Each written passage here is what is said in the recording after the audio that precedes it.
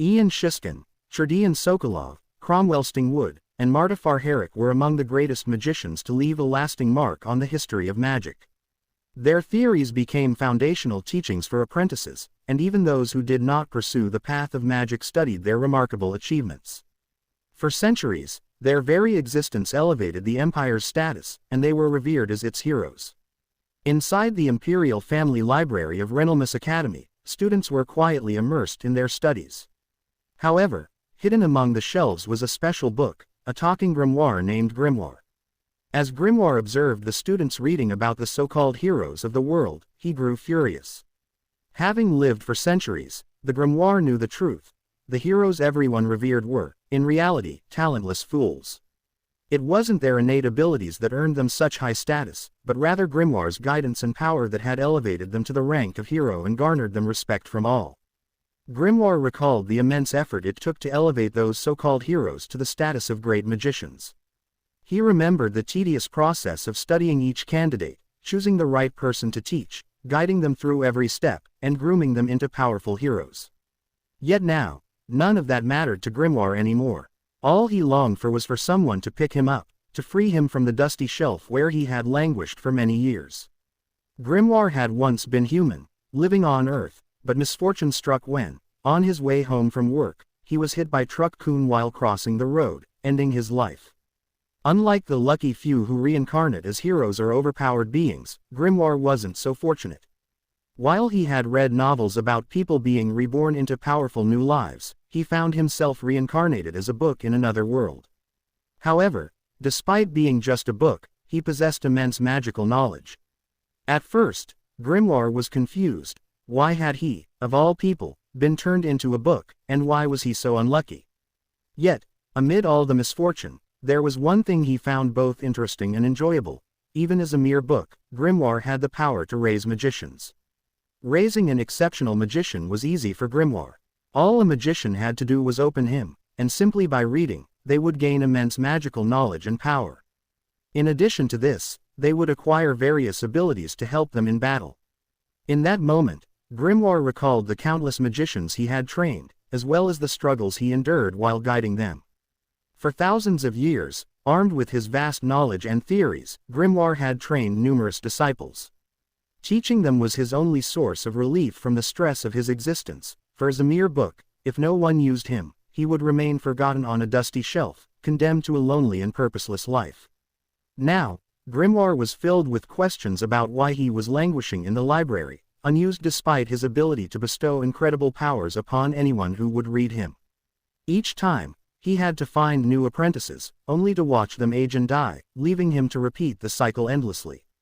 It had been 300 years since Grimoire last trained a magician, and he was growing increasingly frustrated and angry.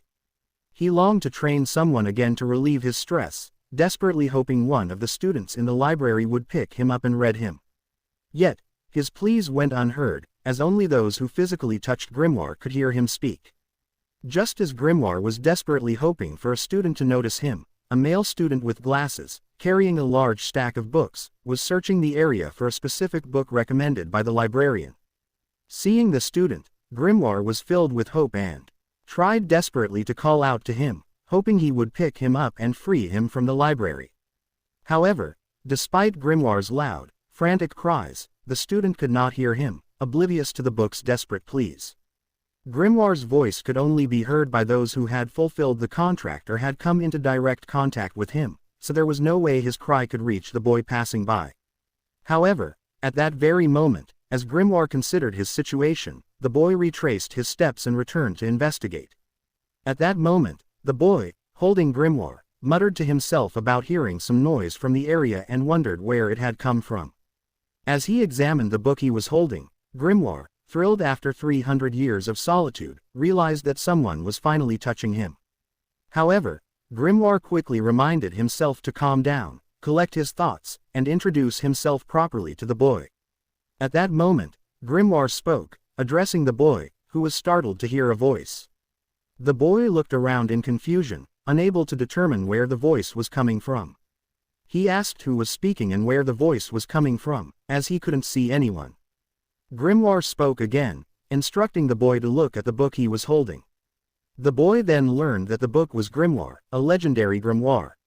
Still in shock that Grimoire, the book, could talk, the boy listened as Grimoire urged him to quickly open the cover. Grimoire promised that by opening him, the boy would surpass the ranks of apprentice, low-level magician, mid-level magician, and high-level magician, ultimately becoming a great magician.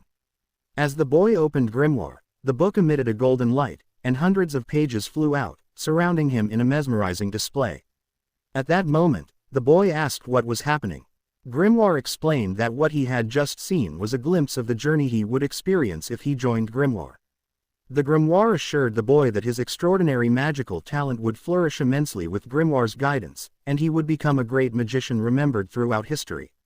At that moment, Grimoire thought to himself that he had been speaking complete nonsense. Upon examining the boy and sensing his magical powers, Grimoire realized that the boy had no noticeable magical potential. Grimoire admitted to himself that he had been flattering the boy just to make him eager to read the book, hoping to escape the miserable existence he had endured in the library for 300 years. However, Grimoire also reminded himself that he wasn't entirely lying. He truly believed that he could still help the boy become a great magician. At that moment, the boy sat down on the ground and abruptly told Grimoire that, despite the offers, he did not want to become a magician. Grimoire was taken aback and asked why the boy was refusing, especially when Grimoire could make him the greatest magician the world had ever known. The boy replied that he still had no desire to become a magician, even with Grimoire's promise. Instead, he revealed that he wanted to become a knight. Grimoire was puzzled by this unexpected declaration. Grimoire, curious, asked the boy for his name. The boy replied that his name was Chaina Yunsbalia. Upon hearing his name, Grimoire exclaimed that Chaina was better suited for magic than for wielding a sword. Doubtful, Chaina asked how Grimoire could know which profession suited him better. Panicking, Grimoire claimed that he had been watching Chaina for a long time. Chaina, confused, pointed out that they had just met, making it impossible for Grimoire to have observed him for long. Grimoire quickly reassured Chaina that he had indeed been watching him closely. At that moment, Grimoire suggested to Chaina that he could become a magic swordsman. Chaina was puzzled and asked what a magic swordsman was. Grimoire explained that a magic swordsman was someone who could wield both a sword and magic simultaneously. Intrigued by this concept, Chaina excitedly responded that becoming a magic swordsman sounded incredibly cool and expressed his desire to pursue that path. Grimoire was pleased with Chaina's response and instructed him to open the book's cover immediately. He assured Chaina that, by doing so, Grimoire would turn him into a magic swordsman. Chaina agreed and opened Grimoire's cover, triggering the activation of Grimoire's magic. At that moment, Grimoire was granted the authority to teach Chaina, binding them in a contract that would last until Chaina's death. Grimoire thought to himself that his 300 years of solitude were finally over. He would soon leave the library and once again use his powers to train a magician. After a few moments, Grimoire excitedly announced to Chaina that the contract was finalized. He then loudly proclaimed that he was finally free from the shelves after 300 years. However, just as Grimoire was celebrating in his newfound freedom, Chaina suddenly had a change of heart. He told Grimoire that he had reconsidered and no longer wished to pursue magic. Jokingly, Chaina mentioned that he came from a family of knights and didn't want to be disowned by them. He apologized to Grimoire and informed him that he would not be becoming a magic swordsman. Grimoire, upon hearing Chaina's change of heart, angrily told him that being disowned by his family wasn't a big deal. He insisted that Chaina shouldn't fear his father or worry about being punished for learning magic. Hesitantly, Chaina agreed with Grimoire's words. Grimoire then added that if Chaina learned magic from him, he would become 10 times stronger than his father. He assured Chaina that if his father refused to accept him, Chaina could simply use his magic to handle the situation. Chaina was puzzled by Grimoire's remarks and asked why he would need to attack his father. He also mentioned that his father was not someone who could be easily persuaded. Grimoire, frustrated, responded angrily that he had waited 300 years to form a contract with someone, and now that he finally had the opportunity, it seemed all for nothing. Upon hearing Grimoire's frustration, Chaina suggested that he could introduce Grimoire to another student at the academy so a new contract could be formed. However, Grimoire, shouting in anger, informed Chaina that this was not possible. He explained that once a contract was made, a new one could not be established until the current owner died. Grimoire, enraged, began cursing at Chaina and demanded to know why he was only suggesting alternatives now. He insisted that Chaina should have either committed to the contract or not made any deal at all. Chaina apologized, but Grimoire dismissed the apology, saying it wasn't enough. He insulted Chaina, saying that someone like him, who was so insignificant, would never become a knight no matter how hard he tried. Chaina, infuriated by Grimoire's words, fired back angrily that Grimoire had no right to curse him, especially since Grimoire had been the one to impose the contract in the first place. He told Grimoire that, as just a piece of paper, Grimoire had no right to belittle a knight. At that moment, Chaina declared that the conversation was over and, in a fit of anger, placed Grimoire back on the shelf. He told Grimoire that if he could endure 300 years on the shelf, waiting until Chaina's death would be easy. With that, Chaina bade Grimoire goodbye and instructed him to find a new contractor after he was gone before walking away. As Chaina left, Grimoire shouted after him, insisting that Chaina had no right to treat him this way. Grimoire then attempted to use his magical authority to force Chaina to stay, but when he cast the spell, it failed to have any effect, and Chaina continued to walk away. At that moment, Grimoire despaired, realizing that his magical authority was ineffective against Chaina. He worried that he might remain on the shelf until Chaina's death. In his frustration, Grimoire shouted angrily at Chaina, wishing for him to die and hit his head on the ground immediately so that Grimoire could be free of the contract. As Grimoire voiced his rage, Chaina accidentally slipped on a piece of paper on the floor, causing him to fall and hit his head hard. The impact was fatal, and Chaina died instantly. Grimoire, witnessing the sudden and unexpected event, was left both confused and shocked by what had just happened. It took half a day to find Chaina's body. The boy was quietly attended to, and the library fell into a serene quiet by late evening. As time went on, Grimoire sighed, believing that he might finally escape the monotonous confines of the library. However, that hope was dashed. Grimoire reflected on his mixed feelings. He was saddened by Chaina's untimely death but somewhat relieved that it had spared him from the many years he would have had to wait if Chaina had lived.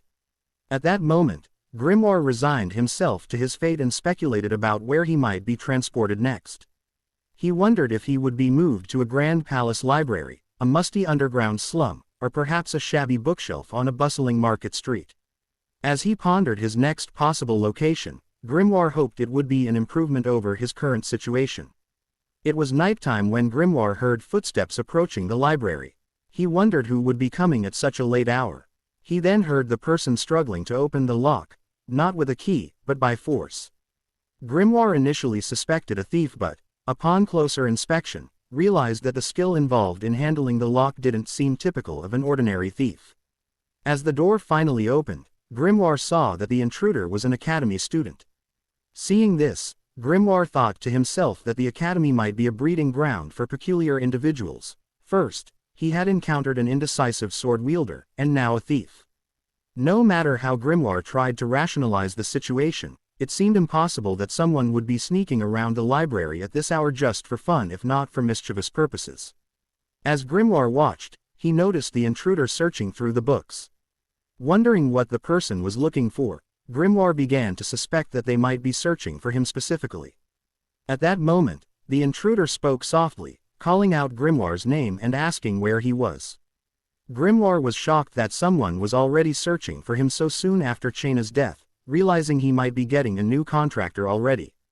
Grimoire shouted loudly to the person, trying to let them know he was there, but his efforts were in vain as the person couldn't hear him. As the intruder continued searching through the books, she moved closer and closer to Grimoire. Eventually, she turned around and noticed a book that looked different from the rest of the volumes in the library. It was none other than Grimoire himself. Upon spotting Grimoire, the girl rushed toward him and lunged to grab the book. Grimoire, seizing the opportunity, urged her to take him and open him immediately. Just then, the clock struck midnight. As the girl opened Grimoire, she made a contract with him. Grimoire, reflecting on the moment, realized that it had been 300 years since he had ended up in the Imperial Family Academy, exactly 109,561 days. This was the first time in that entire period that he had encountered a second contractor within a single cycle. Grimoire was astonished that the girl had managed to enter the library undetected by the magical surveillance devices and evade the guards stationed outside. As the girl examined the book, Grimoire emerged from it and asked her name. The girl introduced herself as Riley. Grimoire, curious, inquired about her family name, but Riley replied that she did not have one. Grimoire was surprised to learn that Riley did not have a family name but decided to move on. He then asked Riley how she had discovered that Grimoire was in the library, noting that she seemed to know he would vanish after today and be teleported to a different location. Grimoire also inquired how Riley had managed to hear his voice at the last moment, despite them not yet having formed a contract. Grimoire explained to Riley that his voice was telepathic, audible only to those who had formed a contract with him. He added that unless one were a creature sensitive to magical power, like a dragon or a spirit, no ordinary human would be able to hear him without a contract. Grimoire was puzzled that an apprentice from the academy could detect such a complex magical fluctuation. Riley, upon hearing this, admitted she didn't know the reason and simply said she had heard Grimoire's voice without consciously realizing it. Grimoire was left bewildered by her response. Riley then explained to Grimoire that she had heard about an incident in the library and was wandering around when she heard someone muttering. Curious about the source of the voice, she followed it. Grimoire, however, remained puzzled as to why Riley could hear him before their contract was even formed. After a moment of contemplation, he concluded that Riley might possess a magical affinity comparable to that of a dragon or a spirit. If that were the case, it would explain why she was able to hear Grimoire. Grimoire, reflecting on the situation, considered that it might not be entirely out of the realm of possibility.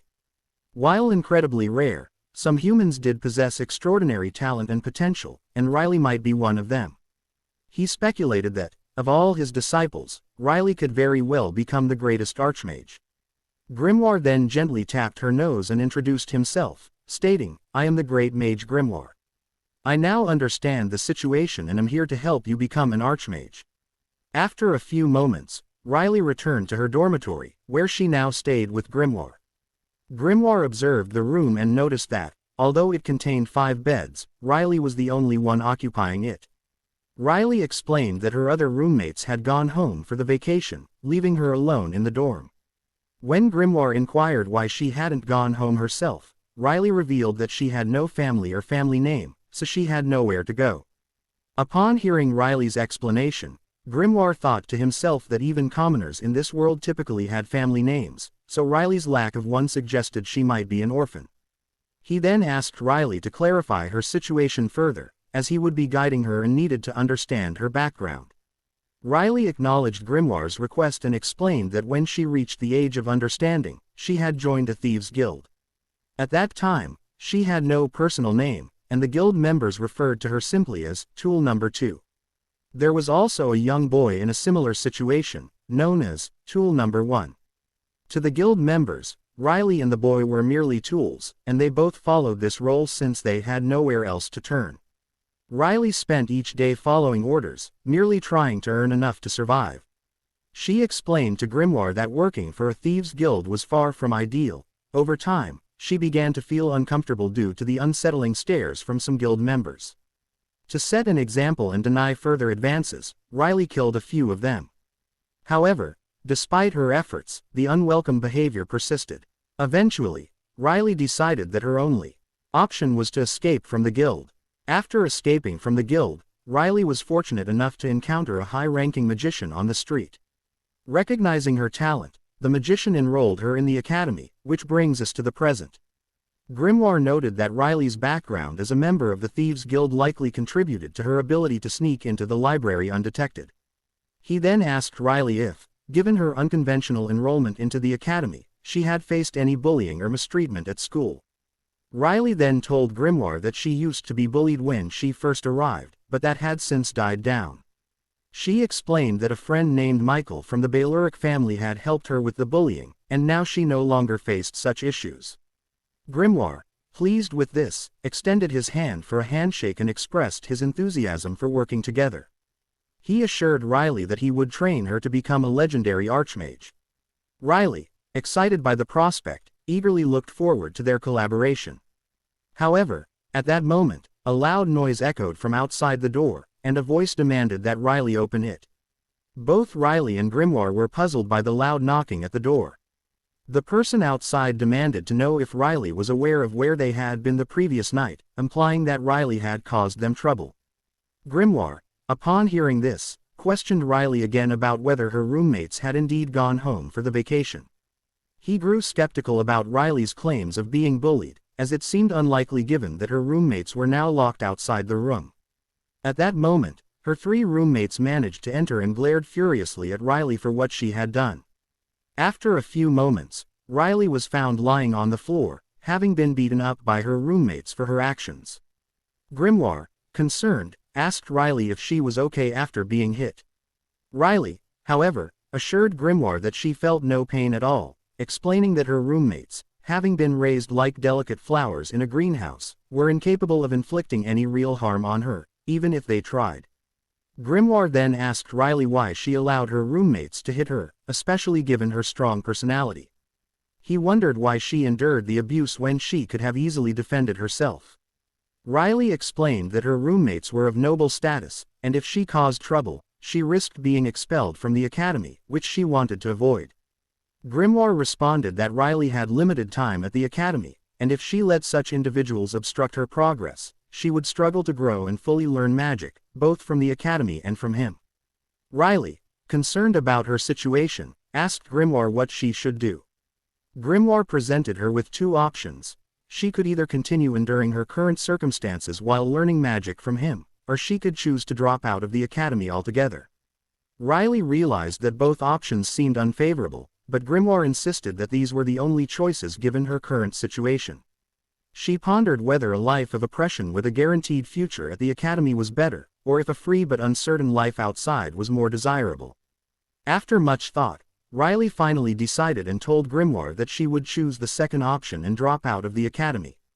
After a few moments, Riley and Grimoire were walking through the hallways, having just submitted the paperwork for Riley's withdrawal from the academy. As they walked, Grimoire remarked that it was somewhat disappointing that Riley had decided to leave.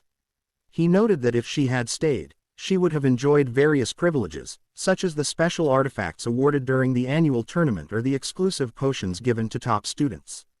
Riley, hearing this, asked Grimoire why he hadn't mentioned these benefits earlier, before she decided to drop out of the academy.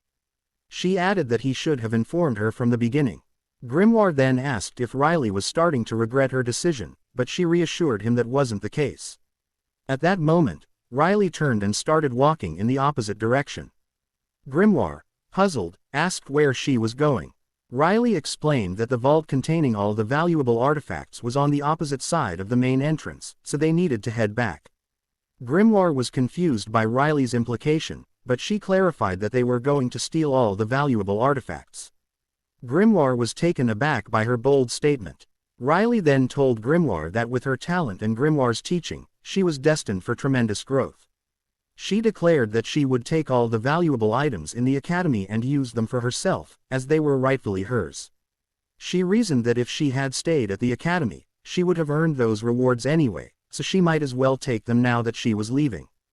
Grimoire, reflecting on Riley's rationale, found her way of thinking rather unconventional. After a few moments, Riley and Grimoire arrived at a secret passage within the academy. Grimoire asked Riley how she had discovered these emergency exits, to which Riley replied that it was simply a matter of having the right knowledge. As they proceeded, they reached a crossroads. Grimoire inquired if Riley knew which path to take, but Riley admitted she was unsure. With a sense of pride, Grimoire announced that he would teach her a technique to handle such situations.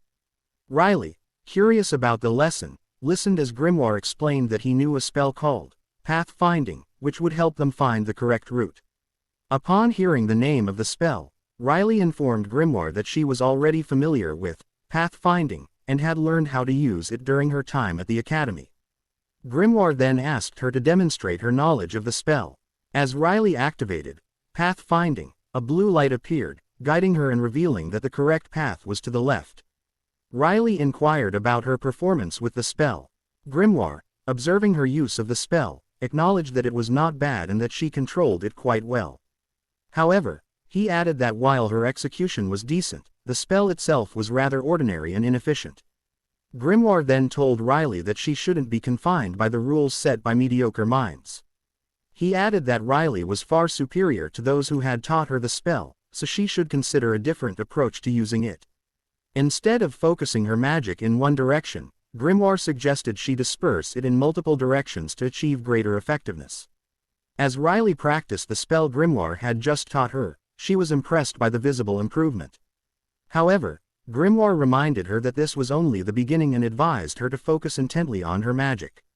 He instructed her to pour all her attention into each magic particle, tracking them individually and visualizing them. As Riley followed his guidance, she was astonished to see each and every magic particle clearly. That's all for today. Thanks for watching.